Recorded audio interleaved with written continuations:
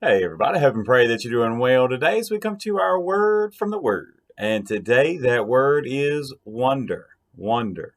Now we're in the book of Judges. Today, starting in chapter 6, gonna see one of my favorite characters in the Old Testament and especially in the book of Judges in Gideon. Gideon, I've preached on him several times, and there's a lot that I enjoy looking at, mainly because in these couple of chapters about Gideon, that I feel like I identify with him a whole lot. Is times where I feel like that God has called me, and then I still doubt Him. And I know we all go through those struggles, but it's always a story that has really spoken to me, and really it's a way of even dealing with our fears. And that's really what all the Gideon and his mighty 300 people, right, that were scared of everything.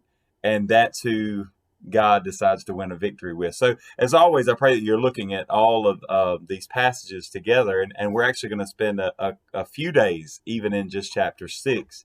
But I want to deal with a couple verses today. So you have Gideon that's basically that, Israel has gone again in this cycle, and now they had enjoyed some time of peace, and now they're again oppressed, especially by the Midianites and their friends. And so we see that Gideon is hiding, and the angel of the Lord appears to him.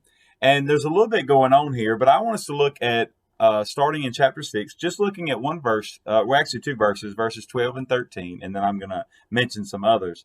But in verse 12, it says, "And the angel of the Lord appeared to him and said to him, 'The Lord is with you, you mighty man of valor.' Gideon said to him, 'Oh, my Lord, if the Lord is with us, why then has all this happened to us? And where are all his miracles which our fathers told us about, saying, Did not the Lord bring us up out of Egypt? But now the Lord has forsaken us and delivered us into the hands of the Midianites.'" Now, see, you might say, now, why in the world would he be questioning why the Lord wasn't with them or what was going on? If you even go back to verse 6, it says that they were impoverished because of the Midianites. And even in verse 10, it is that the Lord tells them, "Look, I told you what to do, but you did not obey." So now here comes this angel of the Lord, who Jesus incarnate, and to think that he's face to face with the Lord. And he says, "Well, look, if God was with us," it's almost to say, "Look, messenger, angel, whoever you may be, I don't know why you would say that God is with us, because as I look around, I see a lot of struggle and I see a lot of problems." And see, here in this conversation, right, we've been dealing a lot with conversations with God. This has been our whole point all year. Not just our prayer and the times that we go seeking him, but the times that we feel him calling and moving on us and calling us, saying, "Look, you mighty man of valor." I love, this is a side note, I love the fact that he calls Gideon who he knows he's going to be and not who he is at the moment. But man, that's a whole nother message right there. But just to think that today, that as we're looking at this verse, that he is face to face with the Lord and says, God's not with us. Now, I think about that. How often do we say the same thing? As believers, we have the indwelling of the Holy Spirit, God in the Holy Spirit living and residing in our lives. Our bodies are the temple of the Lord. Yet we'll say, "Lord, you have forsaken me. Lord, you've abandoned me. God, where are you?" And most of the time, it's when something tragic happens, isn't it?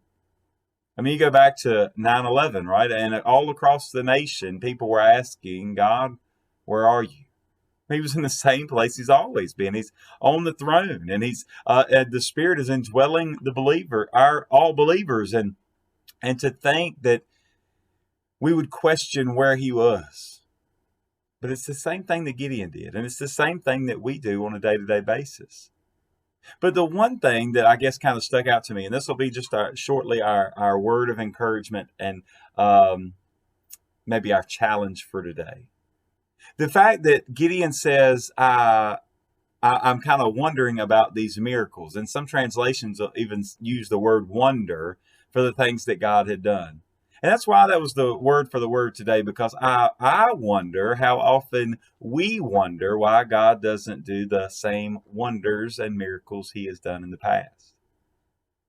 If you look back, and just the same as it was for Gideon and the rest of the Israelites, it's not always the case, but quite often the reason we don't see God at work is because of the sin in our lives, because we've been disobedient just as they were. Sometimes we don't see God working because he's working beyond what we can see. Sometimes we don't see him doing things, and maybe in the way that we would like, because just being plain and simple, we have turned against him. We've rebelled against him. We've been like the prodigal son that we're going to talk about Sunday. We've even been that prodigal brother that stayed home, we're going to talk about in a couple weeks.